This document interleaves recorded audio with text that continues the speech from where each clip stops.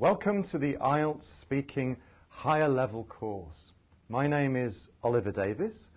I've been working with IELTS for over 10 years and working with Cool Learn for a number of years developing their IELTS speaking courses.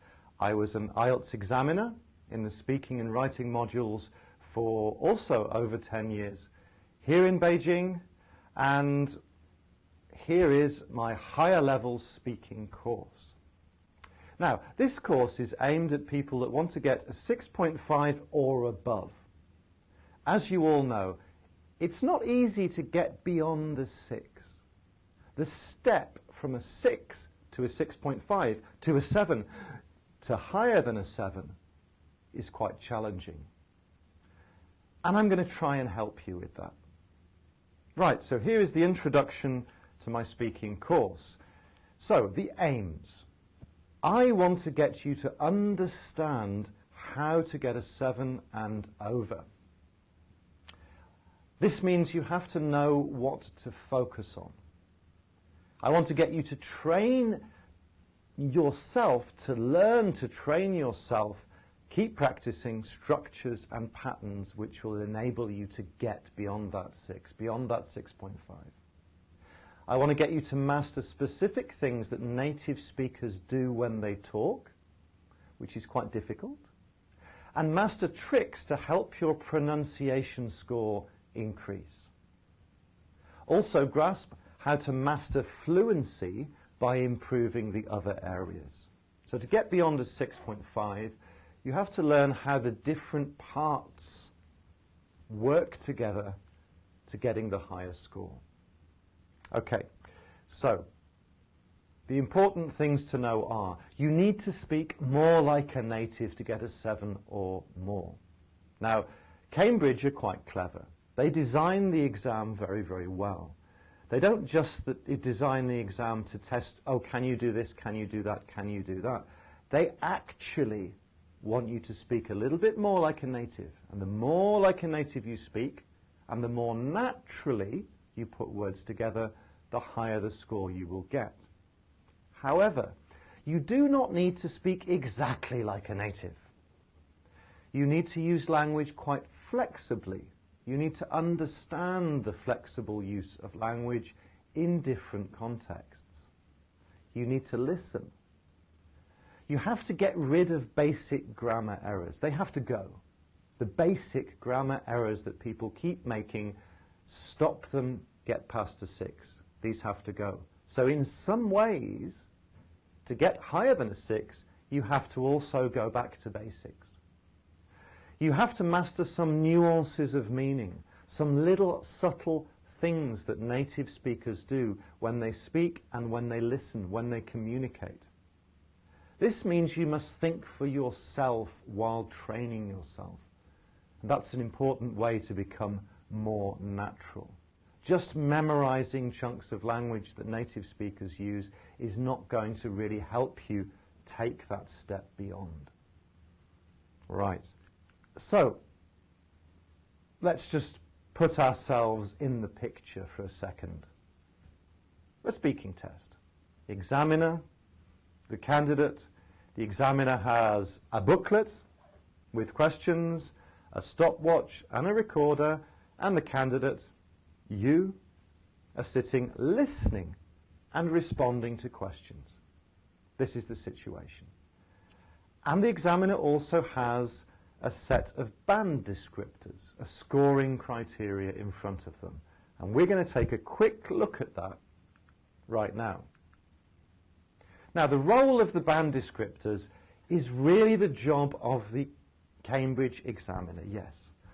But it's good that you get a general idea of the important steps in those descriptors between the different scores. You should not obsess about the band descriptors, but you should have a little idea of the important things and the less important things that you need to do to get from one step to the next step. So that's why we're going to have a look now. So let's look at the band descriptors for, let's say, if you want to get a 7. So So we're looking really at the differences between a 6 and a 7. So the band descriptors for fluency and coherence. 6 on the left, 7 here on the right. So let's look at the 6. Demonstrates willingness to produce long turns. Now a long turn is just an extended sentence. It doesn't mean a really long piece of speech. It just means extending your sentences with subordinate clauses and adding ideas. It does not mean a really long piece of speech. So remember that. So willingness to produce long turns. Willingness. That means the desire, the attempt, wanting to express yourself and trying to express yourself more. And for a 7, able to keep going and readily produce long turns without noticeable effort. See the difference there between a 6 and a 7. One is willingness, desire, attempt to speak at length. And for a 7, you're speaking at length without noticeable effort. It doesn't mean you're not making an effort. It just means it seems natural. So that's quite a big step. It's quite a big difference. Okay, coherence may be lost at times as a result of hesitation, repetition, or self-correction. That's for a 6. For a 7, there is some hesitation, repetition, or self-correction. However, it will not affect coherence. So, what's the difference? We've got the difference between some hesitations, coherence getting a bit lost, to no real loss of coherence, a little bit of hesitation, doesn't seem unnatural. Again, quite a big step between a 6 and a 7. And that step, again, is one of being more natural. So, 6, uses a range of spoken discourse markers and connectives, like well, actually, so, but, however, oh, by the way, the other day, these little things that we say, though not always appropriately. That's for a 6. For a 7, flexible use of spoken discourse markers, connectives and cohesive features. So once again, the key things, flexibility, being natural, putting one's words together in a way which is a little bit more natural. This is quite difficult to achieve. Right. Lexical resource, that's vocabulary, as you know. So for a 6, comparing a 6 and a 7 again, resource sufficient to discuss topics at length. Again, it doesn't mean a 5-minute sentence. It means extending your ideas in a natural way. For a 7, resource flexibly used to discuss a variety of topics. So what's the difference? We've got flexibility again, a greater variety of topics. Again, 6, vocabulary use may be inappropriate, but meaning is clear. And for a 7, some ability to use less common idiomatic items and an awareness of style and collocation, though inappropriacies occur. So see here, you're not perfect if you're a 7, but you've got more ability to use less common items. When they say less common, it means less common for a non-native speaker. It doesn't mean less common for somebody like me. An awareness of style and collocation. An awareness. It doesn't mean you speak perfectly like a natural native who is an IELTS 9. No. It means you show an awareness. You've got some idea. You've got some grasp. Though inappropriacies, mistakes can happen. So, we've got the main feature here is flexibility and a little bit more awareness of how a native speaker might speak for a 7. Okay, generally able to paraphrase successfully. That's for a 6.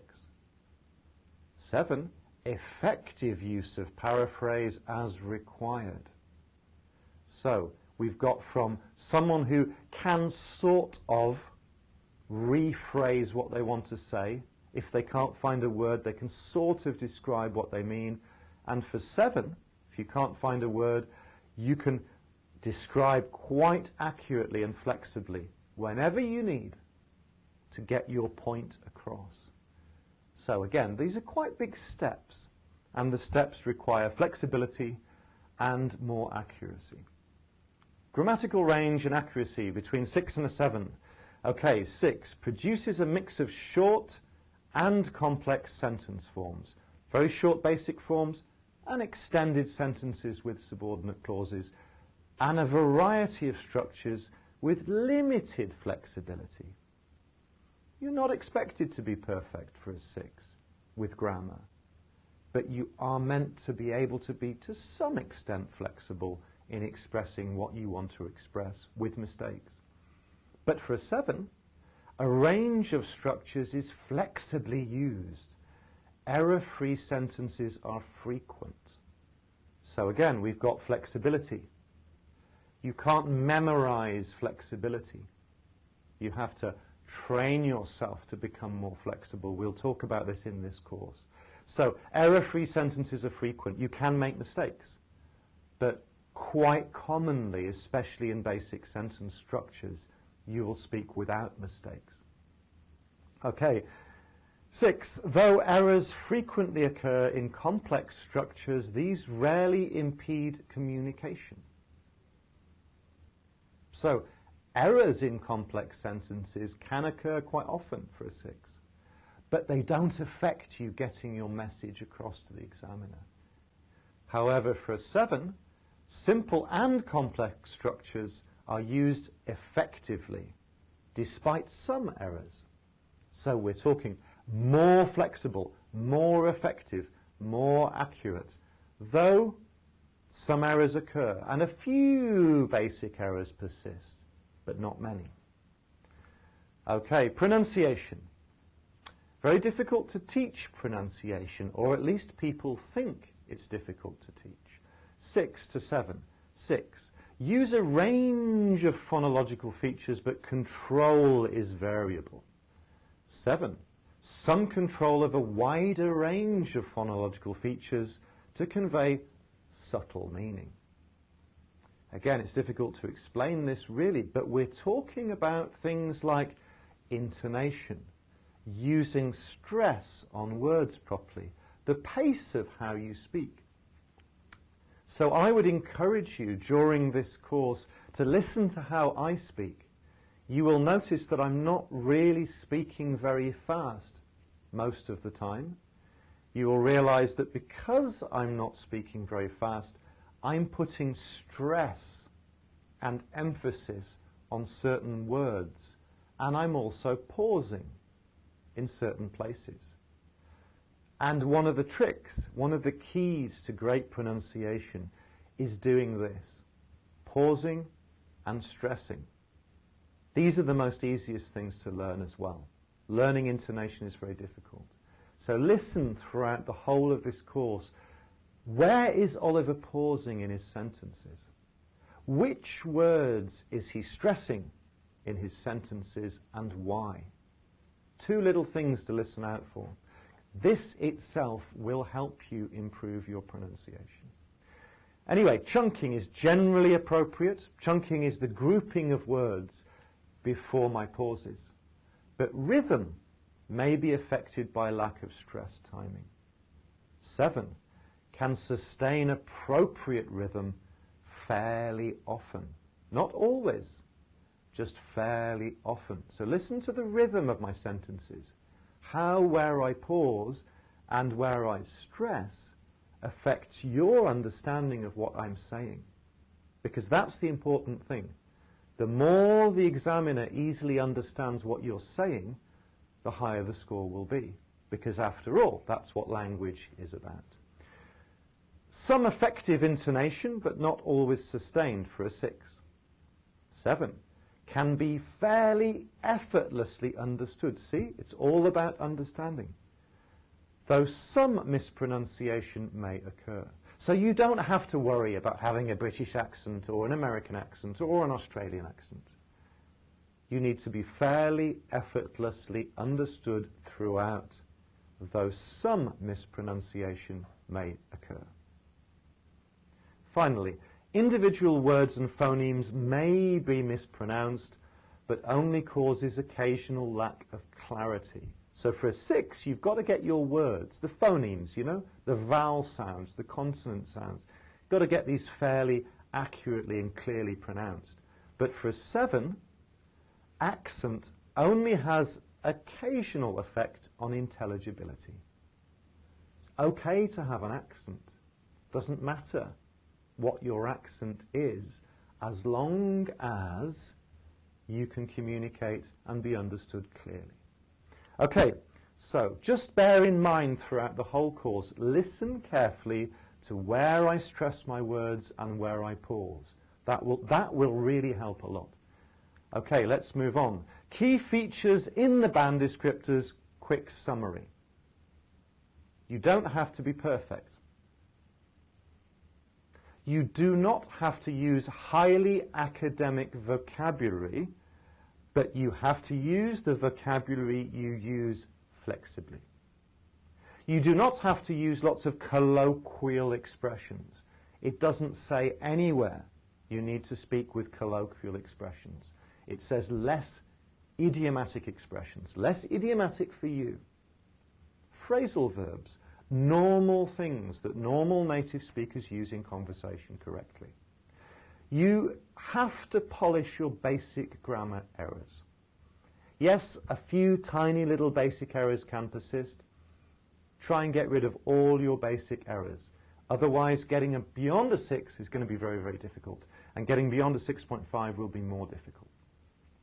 You have to practice taking risks during your preparation. It's like most things. If you learn to juggle, if you don't practice throwing the balls higher and catching them, you will never become natural at the lower stages. So you have to push yourself during the preparation and training period especially. So the more you push yourself to get higher, doesn't mean more complicated, but to get higher level, the more the lower level things start to become natural. Okay, you have to sound a bit more natural than you do now. Difficult to say, but again, throughout this course, I'm hoping I can gradually train you to train yourself to become more natural. And you have to learn lexical chunks and use them flexibly. Now, I use this phrase, lexical chunks, a lot. It means groups of words which go together, not just individual words. Human beings speak in groups of words, words that naturally go together, collocations or even longer groups of words and phrases. Learning these is a good key to becoming more native and learning to use them flexibly, which means learning when and where to use them. So raising your awareness of these things to begin with will help. Right, a lexical approach. I'm going to explain this because I've talked about this several times. Essential terms that I use a lot in this course. Lexical chunks, like I've just said. Groups of words that normally naturally go together. Not just words. Groups of words. Word groups. Lexical chunks. Question types. Types of questions, not just topics. Okay? There are types of questions that come up in the speaking test. They aren't just topics. They're types of questions. I'll give you an example. How often do you eat in restaurants is a question about frequency. Have you ever been on holiday overseas is a question about using the present perfect tense to explain something that you have or have not done in the past. These are question types. There are many question types, and they cover most of the grammatical and functional structures in the English language. That's what I like to focus on, not topics. Question types, because that's how you learn to flexibly use English and to prepare so you can flexibly use English to sound like a native speaker in the speaking test. Using language correctly, but not complicated language. Again, Getting a higher score is not about complicated language. It's about flexibly using the language correctly. Collocations that natives use in conversation, words that go together, heavy traffic, thrashing, driving rain, a difficult, hard day. You know, adjective and noun combinations is one example of a collocation. You could say this is similar to lexical chunks or word groups. Managing discourse markers and linking ideas. We use many types of discourse markers, and actually managing these really well is what makes you sound more like a native. Also, it helps you pause, it helps you stress, it helps you group your words when you're speaking, and also increases your pronunciation score. So all round, managing discourse markers is a very important thing to sounding more like a native. Okay, right. Introduction to my part 1 lessons. Short introduction here. Do not underestimate the importance of part 1. Although you're already at quite a high level, part 1 is really important in the speaking test. Very important. It's also 33% of the test. It's a third of the test, basically. It's 4 to 5 minutes long. You know this. It's about familiar questions. It's a third of the test, as I said. Take it seriously. Practice lots of part 1 questions, because that's how you will practice basically every normal feature of the English language, structures, patterns, functions, lexis, all comes into part 1. Part 1 is a brilliant way of training yourself. I'm now repeating myself, but I'm going to repeat myself because it's important. The importance of part 1. Reason 1. Short answer questions about you. They are short, they are punchy, they're concise, yet they are developed answers. That's what the examiner wants from you. They cover multiple topics. There are quick topic changes in part 1. This keeps you on your linguistic toes. The examiner might ask you about flowers, then might say, let's talk about teaching. Then let's say, let's talk about holidays. Let's talk about a watch. Bam, bam, bam, bam, bam. Quick topic changes. This is quite good practice. Multiple tenses and language features. Part 1 covers past, present, all types of parts of speech. Part 1 covers a lot of different language. So it can teach you to polish basic errors. Basic errors will lower your score. So it's also preparing for varied but typical question types and patterns. So there's a lot to part 1. These short questions about yourself, very, very important for both training yourself and for getting a good score. So you're going to learn and train yourself in my part 1 lessons to give grammatically correct and extended answers. Doesn't mean really, really long answers. It means extended answers, which are correct. Slightly more advanced, sophisticated answers. That does not mean overly complicated language. Sophisticated usually means how somebody behaves, how they put things together. Doesn't mean that they do things in a very complicated way. 3, natural, educated, native speaker answers. So part 1 is a foundation. Part 1 is a foundation, a preparation, and a build-up to part 2 and 3.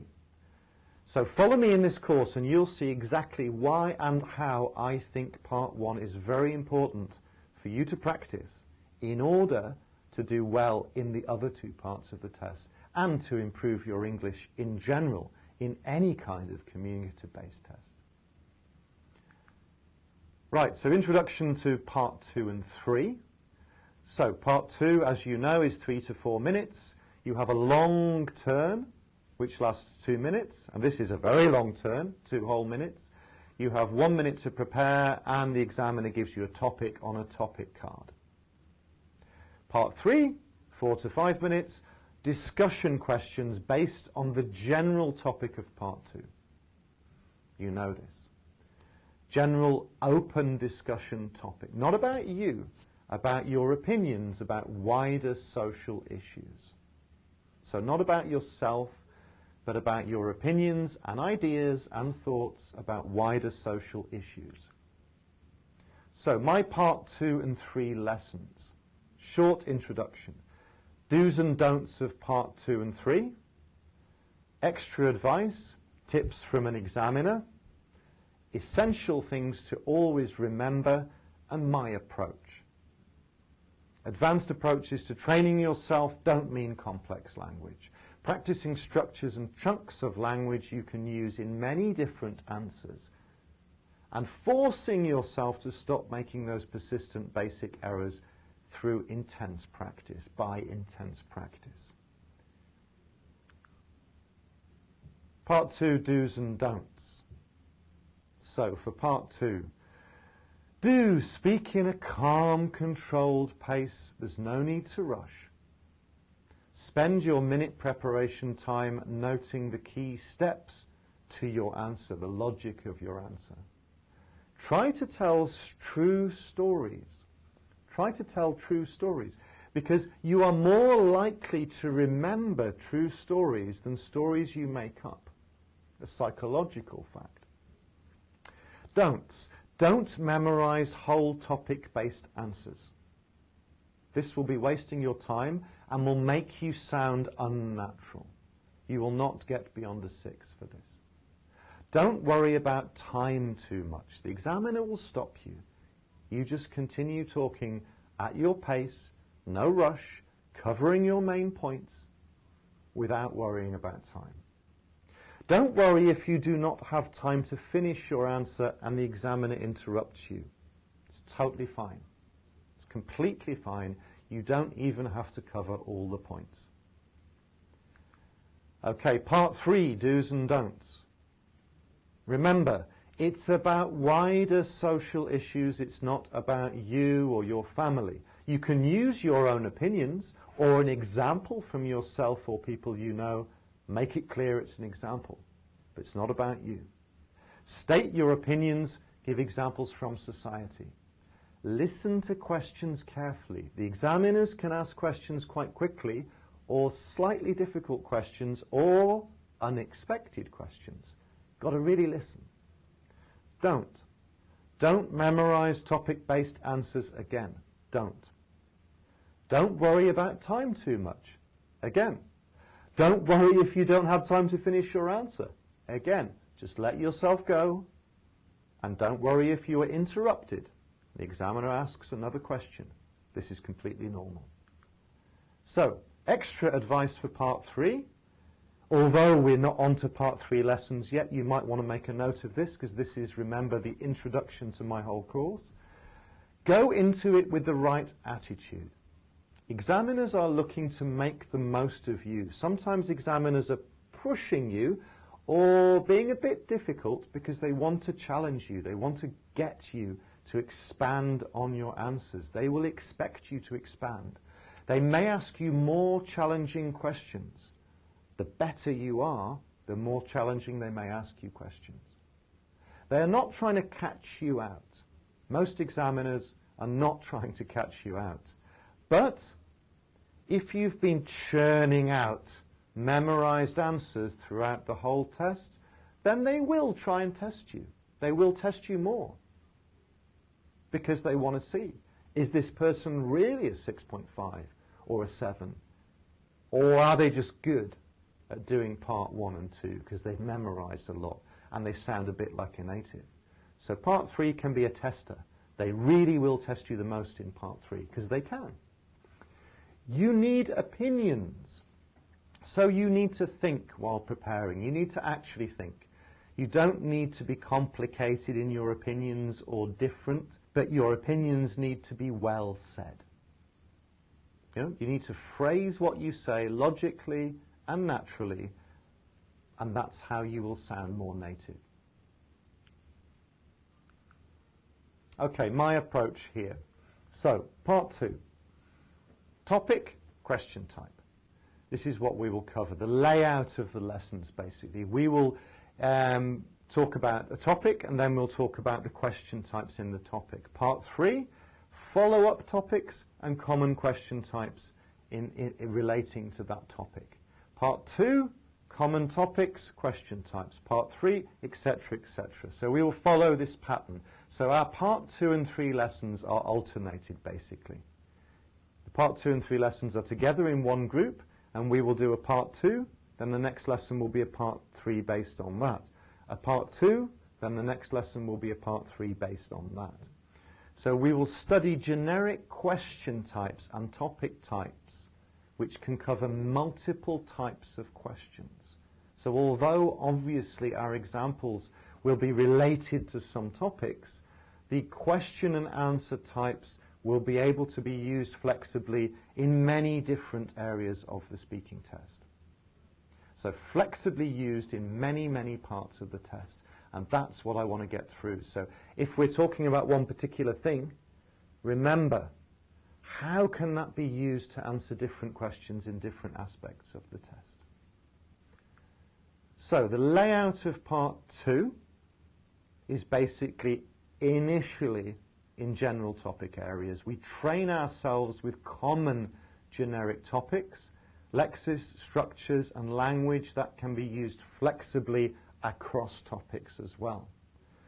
Carefully chosen for their flexible application in the test. So I've carefully chosen language that's not tied to one area but can be used in many areas of the test. And you've got to keep your mind aware of this as well, because you've got to train yourself to be equally flexible.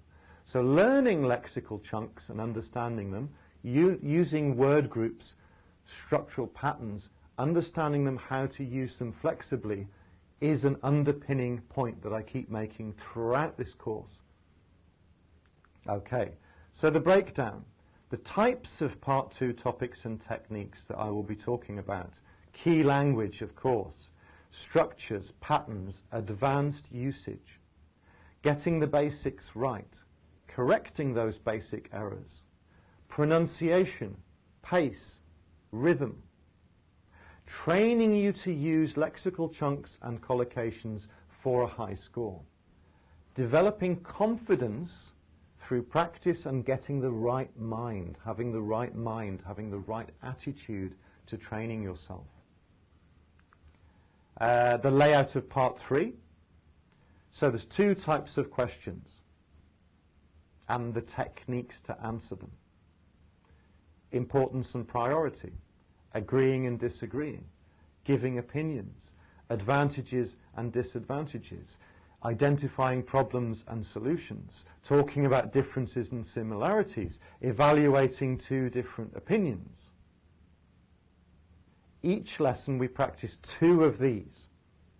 So in each lesson we practice 2 of these question types. So there's about 7 different discussion question types that appear in Part 3, and in each lesson we will discuss 2 of these question types in a natural sounding native speaker answer. Example, Part 3. Type of Part 3 topic. So in this lesson we will be covering the topics health and fitness and medical care and responsibility, and the discussion techniques of giving and supporting opinions and evaluating 2 different opinions. So that's an example. This slide here is an example of an introduction to one of my Part 3 lessons. And we will develop from there in quite a bit of detail. The breakdown. Part 3 is born from Part 2. The general topic is born from Part 2, but can stray and develop.